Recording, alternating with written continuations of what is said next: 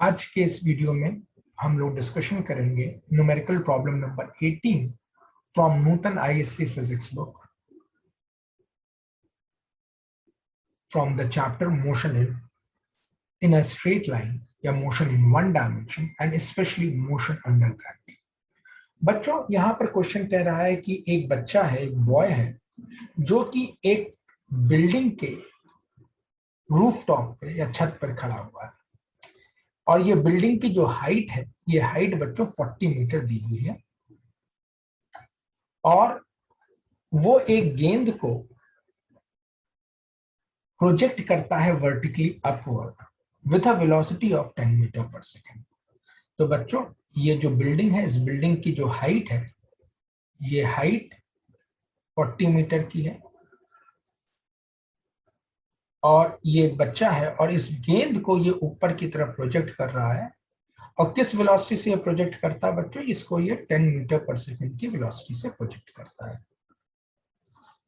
Question हमसे पूछता है कि ये जो बॉल है ये ऊपर हवा में अब ट्रैवल करेगी, जैसा कि आप देख सकते हो, और ये धीरे धीरे करते हुए नीचे आ जाती है। मैं फिर से इस बॉल के मोशन को आपको इलस्ट्रेट कर देता हूँ। ये बॉल ऊपर हवा में जा रही है,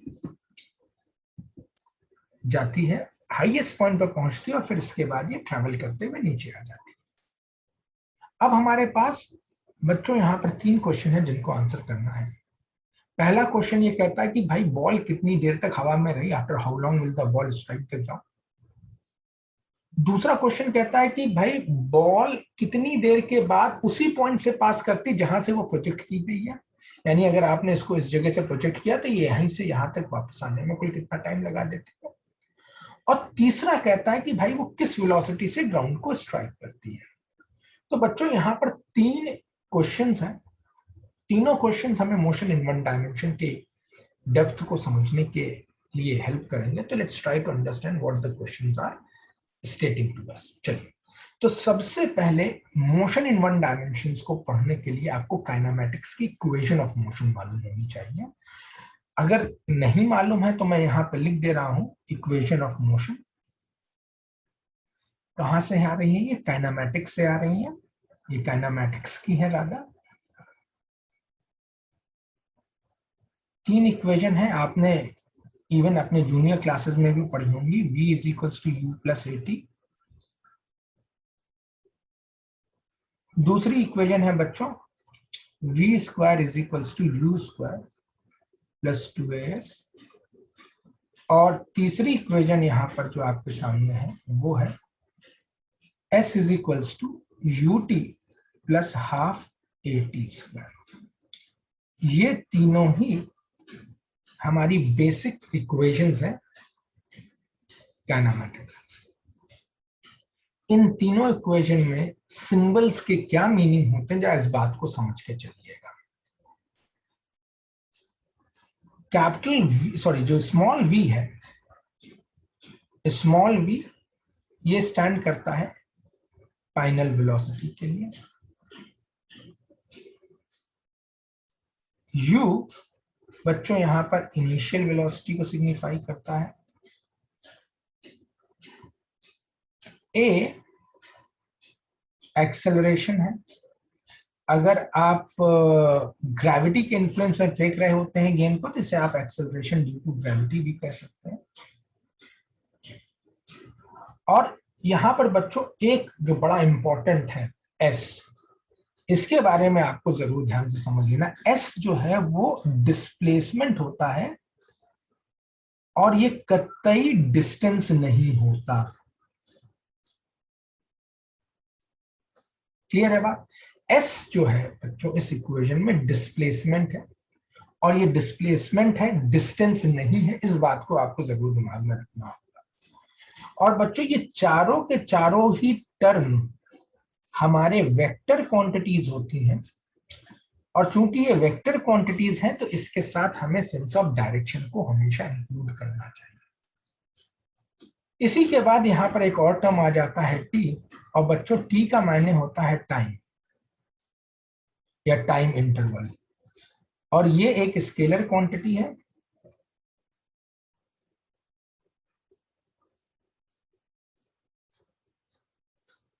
इसमें कोई सेंस ऑफ डायरेक्शन नहीं आएगा। हमेशा बच्चों जो पॉइंट ऑफ प्रोजेक्शन है, जहां से आप चीजों को फेंक रहे हैं, जैसे इस केस में बॉल को आपने यहां से फेंका, तो ये जो पॉइंट ऑफ प्रोजेक्शन है, जहां से आपने गेंद को हवा में उछाला, इसको आपको ओरिजिन मान लेना है।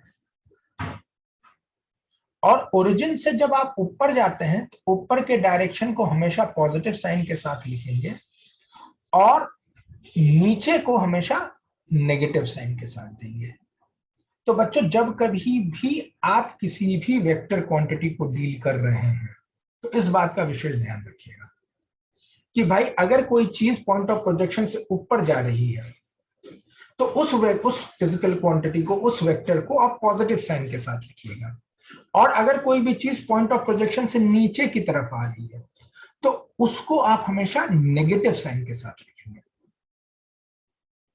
और दूसरा जो बहुत इंपॉर्टेंट पॉइंट मैंने अभी आपको इस पूरे प्रोसेस में समझाया है कि एस जो है बच्चों वो डिस्टेंस नहीं होता, एस डिस्प्लेसमेंट होता है।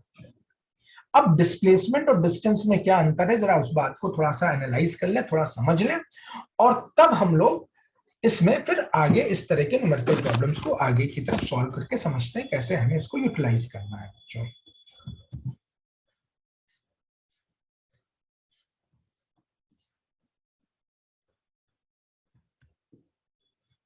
तो मान लीजिए कोई एक पार्टिकल है P और वो इनिशियली किसी एक पॉइंट 1 पे सिचुएटेड है, इनिशियल पोजीशन, और ये पार्टिकल यहां से पॉइंट 1 से मूव करता है और अल्टीमेटली किसी पॉइंट 2 पे आ जाता है। 2 जो है बच्चों इसका ये फाइनल पोजीशन है। और जब ये मूव करता है तो ये एक पाथ लेता है जिसको मैंने अभी ब्लैक कलर से ड्रॉ कर दिया है। ये actual path taken by the particle है।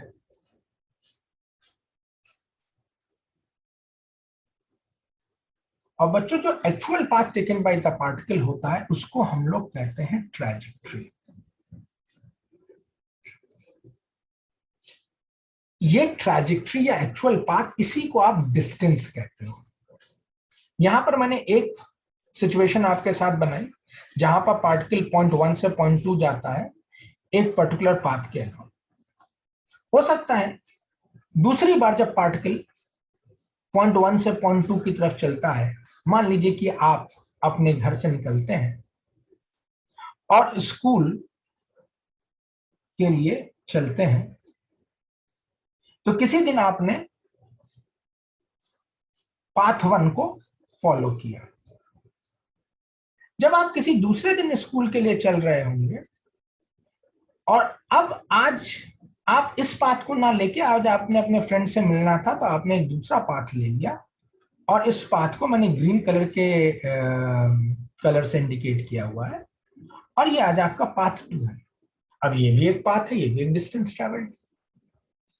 हो सकता है तीसरे दिन आप कोई और पाथ ले लें अपने स्कूल से वहां तक पहुंचने के लिए, और इस दिन जो आपने पाथ लिया मैं उसको रेड कलर से इंडिकेट कर दे रहा हूं, और वो कुछ ऐसे था। तो अब आप स्कूल जाने के लिए अलग अलग दिनों पे अलग अलग तरह का पाथ लेकर पहुंच रहे हैं, और आप देख रहे हैं कि ये तीनों पाथ पॉइंट 1 से पॉइंट 2 को तो रिलेट करते हैं, लेकिन तीनों पाथ अलग अलग हैं, तीनों डिस्टेंसेस ट्रैवल्ड अलग अलग है। लेकिन अगर मैं बात कर रहा हूं बच्चों यहां पर डिस्प्लेसमेंट की, तो अगर आप डिस्प्लेसमेंट पे ध्यान देंगे तो पॉइंट 1 से जो पॉइंट 2 का चेंज इन पोजीशन है, वो चेंज इन पोजीशन हमेशा एक जैसा है। तो बच्चों डिस्प्लेसमेंट होता क्या है? Displacement basically change in position होता है। डिस्प्लेसमेंट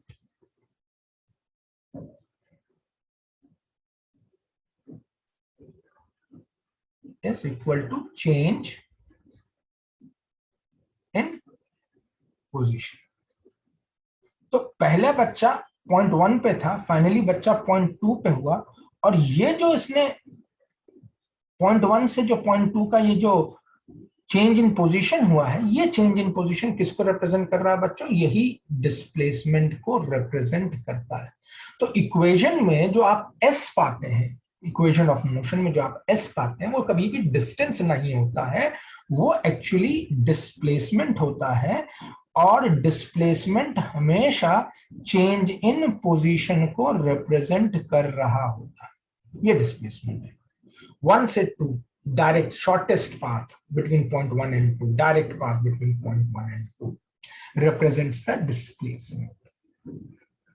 तो इक्वेशन में आपको ये मालूम होना चाहिए कि आप S जो है वो डिस्प्लेसमेंट है, ना कि डिस्टेंस है। बच्चे ज्यादातर न्यूमेरिकल सॉल्विंग में इसी चीज की मिस्टेक करते हैं, तो प्लीज जस्ट टेक केयर कि आप इस मिस्टेक को ना करें।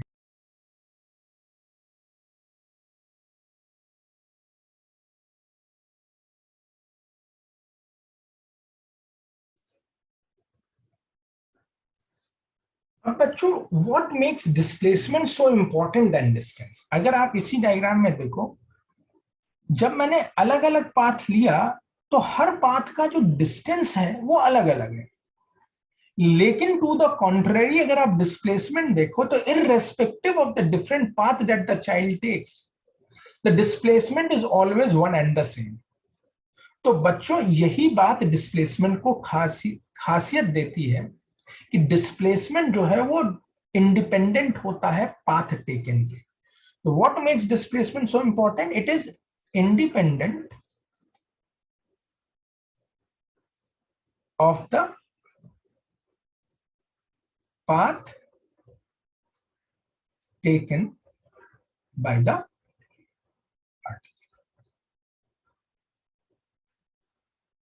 तो इस बात को आपको ध्यान में रखना है कि डिस्प्लेसमेंट की खासियत क्या थी। Why I am talking about displacement and not distance taken? क्योंकि डिस्प्लेसमेंट जो है वो इंडिपेंडेंट है पाथ टेकन के। वो हो सकता है पार्टिकल अलग अलग पाथ ले रहा हो, पाथ कॉम्प्लेक्स हो सकता है। जैसे यहाँ पर अगर आप देखो, ये स्ट्रेट लाइन पाथ ना होके ये कितना कॉम्प्लेक्स सा पाथ है, तो इस कॉम्प्लेक्स पाथ की जो मैथमेटिक्स इन्वॉल्व होगी वो भी अपने आप में कॉम्प्लेक्स हो जाएगी बच्चों। तो इस चीज से प्रिवेंट करने के लिए हम लोग हमेशा डिस्प्लेसमेंट की बात करेंगे, ना कि डिस्टेंस टेकन की। उम्मीद करता हूं कि ये 3-4 जो बेसिक बातें थी ये आपको समझ में आ गई होंगी। चलिए, अब मैं इस पर्टिकुलर प्रॉब्लम को एड्रेस करता हूं, जो कि क्या कह रहा था कि भाई एक गेंद को एक बच्चे ने किसी टॉप ऑफ द बिल्डिंग से उछाला, और उछालने के बाद उसको हवा में उछालने के बाद वो फॉल करता है, और कहां पर वो आके स्ट्राइक करता है, मुझे इस बात को पता करना है या इस बात को फाइंड करना है। तो बच्चों, यहां पर जो इस पॉइंट से आपने इस बॉल को उछाला, ये पॉइंट 1 है, और इवेंचुअली बॉल कहां लैंड करती है, ये पॉइंट 2 है। तो बच्चों, यहां से बॉल, उसका पाथ अगर आप देखोगे तो पाथ थोड़ा कॉम्प्लेक्स है। वो पहले हवा में ऊपर जाती है, ऐसे किसी हाईएस्ट पॉइंट पर पहुंचती है। अब बच्चों, एक चीज और ध्यान रखना, हाईएस्ट पॉइंट पे पहुंचने पे पार्टिकल की वेलोसिटी या गेंद की वेलोसिटी 0 हो जाएगी। ऐसा क्यों होगा? हाईएस्ट पॉइंट पे वेलोसिटी क्यों 0 होगी? भाई, अगर इसके पास, मान लो ये हाईएस्ट पॉइंट है, और अगर इसके पास यहाँ पर वेलोसिटी 0 नहीं हुई, तो गेंद, तो अगर वेलोसिटी है तो गेंद ऊपर की तरफ और चलेगी due to the inertia of motion. तो जब मैं किसी जगह पर कह रहा हूं कि भाई ये हाईएस्ट पॉइंट है, तो इसकी वेलोसिटी अगर वहां पर 0 ना हुई तो इनर्शिया ऑफ मोशन इसको और ऊपर लेके जाएगा, तो फिर उस केस में ये वॉयलेट हो जाएगा, ये हाईएस्ट पॉइंट ना होकर फिर ये हाईएस्ट पॉइंट होना पड़ेगा। इसलिए जिस समय भी बॉडी अपने हाईएस्ट पॉइंट पर होती है, मान लीजिए ये हाईएस्ट पॉइंट है, तो इस जगह पर इसकी वेलोसिटी को 0 होना होगा, तभी ये बॉडी अब यहां से नीचे आने को तैयार होगी। तो हाईएस्ट पॉइंट पर बच्चों हमेशा पार्टिकल की वेलोसिटी उस इंस्टेंट पे 0 हो जाती है। इस बात को ध्यान रखना। तो ये अपने हाईएस्ट पॉइंट पे पहुंचती है, और फिर इसके बाद ये अपनी डाउनवर्ड जर्नी को स्टार्ट कर देती है। और जब डाउनवर्ड जर्नी को स्टार्ट कर रही, तो वापस से अपने उस पॉइंट से पास करते हुए इवेंचुअली वो ग्राउंड पे आकर स्ट्राइक कर जाती है, और इवेंचुअली ये आपने देखा ग्राउंड पे आके बॉल स्ट्राइक कर गई। तो बच्चों, 1 से चली, 2 पर आई। अब मेरे पास जो इंपॉर्टेंट एस्पेक्ट जो मुझे समझना है वो है क्या, कि बॉल ने कुल कितना डिस्प्लेसमेंट सफर किया। तो डिस्प्लेसमेंट क्या था? Change in position. कहां थी? ये इस जगह पे थी पॉइंट 1 पे। कहां है? ये अब पॉइंट 2 पर है। तो कितना चेंज इन पोजीशन हुआ? वो चेंज इन पोजीशन अगर आप देखेंगे तो वो ये है, और ये क्या रिप्रेजेंट कर रहा है? ये रिप्रेजेंट कर रहा है हाइट ऑफ द बिल्डिंग। और वो कितनी है? वो तुम्हें दी हुई थी 40 मीटर्स। लेकिन चूंकि डिस्प्लेसमेंट की मैं बात कर रहा हूं, तो डिस्प्लेसमेंट चूंकि ऊपर से नीचे की तरफ हुआ है और डिस्प्लेसमेंट एक वेक्टर क्वांटिटी था, इसलिए मैंने क्या किया? -40 मीटर लिखा। ये माइनस साइन क्या इंडिकेट कर रहा है बच्चों? सेंस ऑफ डायरेक्शन को इंडिकेट करता है। और वो सेंस ऑफ डायरेक्शन क्या है? वो सेंस ऑफ डायरेक्शन डाउनवर्ड्स है। मैंने स्टार्टिंग ऑफ द वीडियो में आपसे बताया था डायरेक्शन सेंस। ऊपर पॉजिटिव, नीचे नेगेटिव। ऊपर में पा माने पॉजिटिव, नीचे में ना माने नेगेटिव। ऊपर यानी अपवर्ड, अपवर्ड में पी माने पॉजिटिव, और डाउनवर्ड में एन माने नेगेटिव। सिंपल सी चीज को ध्यान में रखना। ठीक। अब जो यहाँ पे फर्दर जो बात कहता है कि भाई जब इस बॉल को ऊपर हवा में उछाला गया तो उसको कितनी इनिशियल वेलोसिटी दी गई? इनिशियल वेलोसिटी इसको दी गई 10 मीटर पर सेकंड। तो बच्चों यहां पर गेंद के पास, जब आपने इसको हवा में ऊपर उछाला है तो इसके पास कुछ इनिशियल वेलोसिटी भी है। और यहां पर कितनी इनिशियल वेलोसिटी बॉल को दी गई है बच्चों? वो इनिशियल वेलोसिटी आपने अपवर्ड दी है। कितने मीटर पर सेकंड की? 10 मीटर पर सेकंड की। क्लियर है बात? अब देखो ये इनिशियल वेलोसिटी है और ये भी ऊपर की तरफ है, इसलिए मैं इसको 10 मीटर पर सेकंड लिखूंगा। अब हमसे क्वेश्चन क्या कह रहा है? हमसे कह रहा है कि भाई ये पता करके बताओ कि कितनी देर के बाद बॉल ग्राउंड पे लैंड कर जाएगी। तो मुझे फाइंड क्या करना है? हमें तो टी फाइंड करना है। तो अब हमारे पास देखो 3 इक्वेशन ऑफ मोशन थे। क्या थे वो इक्वेशन ऑफ मोशन? में फिर से एक बार लिख रहा हूं। v is equals to u plus 80, v square is equals to u square plus 2as, and s is equals to ut plus half at square। अगर आप ध्यान से देखो तो मुझे s पता है, u पता है, और t फाइंड करना है। तो इस इक्वेशन में तो t आता ही नहीं, तो ये इक्वेशन मेरे लिए एकदम बेकार है। अब फाइनल वेलोसिटी मैं फाइंड करने को कह नहीं रहा हूं, तो ये इक्वेशन हमारे किसी काम का नहीं। तो हमारे पास कौन सी इक्वेशन काम लायक है? वो है थर्ड। तो मैं इस थर्ड वाली इक्वेशन को यूज करता हूं। क्या कहती है वो? s is equal to ut plus half at square. s यानी डिस्प्लेसमेंट किस डायरेक्शन में हुआ? बॉल इनिशियली यहां पर थी, फाइनली डाउनवर्ड आई, तो डिस्प्लेसमेंट हो गया -40। u इनिशियल वेलोसिटी बच्चों, गेंद की वेलोसिटी इनिशियली किधर थी? आपने गेंद को ऊपर की तरफ प्रोजेक्ट किया था, याद है? ये गेंद को आपने ऊपर की तरफ प्रोजेक्ट किया था। ऊपर, ऊपर माने पॉजिटिव, पॉजिटिव का साइन देके +10।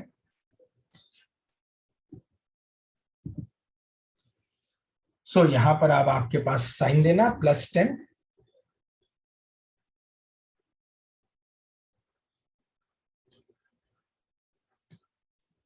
टाइम कितना? टाइम इंटरवल t, वो तो फाइंड करना है, प्लस हाफ। अब बच्चों ए क्या है? एक्सेलरेशन। भाई गेंद को कौन एक्सेलरेट कर रहा है? गेंद हर समय under the influence of gravity है। बच्चों गेंद किस डायरेक्शन में मूव कर रही है? ऊपर की तरफ। और किसके इन्फ्लुएंस में मूव कर रही है? Acceleration due to gravity. और एक्सेलरेशन ड्यू टू ग्रेविटी किस डायरेक्शन में एक्ट करता है? Irrespective of the ball's motion. बच्चों इस बात को भी ध्यान से सुनना। irrespective of the ball's motion, particle motion, acceleration due to gravity always act in the downward direction। ठीक बात है ना? अरे भैया गेंद चाहे जैसी मूव करे, गेंद चाहे जैसी मूव करे बच्चों, बॉल हमेशा नीचे ही की तरफ गिर रही है। Sorry, acceleration due to gravity हमेशा नीचे की तरफ ही एक्ट कर रहा है। चाहे गेंद ऊपर जा रही हो, चाहे गेंद नीचे आ रही हो, एक्सेलरेशन ड्यू टू ग्रेविटी किस डायरेक्शन में है? एक्सेलरेशन ड्यू टू ग्रेविटी हमेशा डाउनवर्ड एक्ट कर रहा है। और चूंकि एक्सेलरेशन ड्यू टू ग्रेविटी हमेशा डाउनवर्ड एक्ट करता है, इसलिए इसके साथ में माइनस साइन लगा के चलूंगा, क्योंकि एक्सेलरेशन भी वेक्टर क्वांटिटी है और वेक्टर क्वांटिटी हमेशा सेंस ऑफ डायरेक्शन के साथ ही लिखा जाना चाहिए। तो acceleration due to gravity is going to act in the downward direction. Clear है बात बच्चों? तो यहां पर जो एक्सेलरेशन ड्यू टू ग्रेविटी है वो भी नीचे की तरफ एक्ट कर रहा है, और चूंकि नीचे की तरफ एक्ट कर रहा है इसलिए मैंने माइनस जी लिखा। और जी की वैल्यू कितनी होती है बच्चों? जी की वैल्यू आपने पढ़ी होगी 10 मीटर पर सेकेंड स्क्वायर या 9.8 मीटर पर सेकेंड स्क्वायर होती है। मैं यहाँ पे कन्वीनियंस के लिए 10 ले लेता हूं, और इस यहाँ पर जब मैं लिखूंगा सब्सटीट्यूट करूंगा तो -10t²। अब इस इक्वेशन को सॉल्व करना है, मैं सिंप्लीफाई करता हूं। इधर आ गया 5t² -10t -40 is equals to 0। उठा के इक्वेशन को डिवाइड कर दो 5 से, t² -2t -8 is equals to 0। अब t² -4t plus 2t -8 is equals to 0। Factorize कर रहा हूं, t -4 प्लस 2 कॉमन लिया, यहां से भी t -4 is equals to 0। Solve करो, t -4 into t plus 2 is equals to 0. Therefore, I will get two possible answer, t is equals to 4 and t is equals to -2 seconds. बच्चों time negative नहीं हो सकता इसलिए answer का part नहीं होगा। t is equals to 4 second is the correct answer. तो इस गेंद को ऊपर हवा से ऊपर उछाले जाने पर कितना टाइम लगता है हवा में जमीन पर स्ट्राइक करने में? कुल मिलाकर 4 सेकेंड लगता है। बच्चों अब यहां पर बहुत से बुक या बहुत से लोग या आप भी हो सकता है इसको सॉल्व करने का कोई दूसरा अप्रोच भी ले सकते थे। जैसे आपने यहां से उछाला तो पहले आप इसको हाईएस्ट पॉइंट तक जाने का टाइम फाइंड करते हैं, फिर सिमेट्री के हिसाब से आप कहते भाई यहां तक आने में जितना टाइम लगा, ठीक है, उतना टाइम इस पॉइंट तक, फिर यहां से 40 मीटर की ट्रैवल। देखो यहां पर आपने क्वेश्चन को अननेसेसरीली लंबा कर दिया, और क्योंकि अब ये अननेसेसरीली लंबा है तो डेफिनेटली आप टाइम वेस्ट ज्यादा कर रहे होगे। 11th-12th में या +2 लेवल में ये टाइम को भी आपको सेव करके चलना है, तो इस बात का ध्यान रखते चलेंगे। तो मैं एक्सपेक्ट करता हूं कि ये पहला पार्ट आपके अच्छे से समझ में आ गया होगा। Now let's move on to the second part.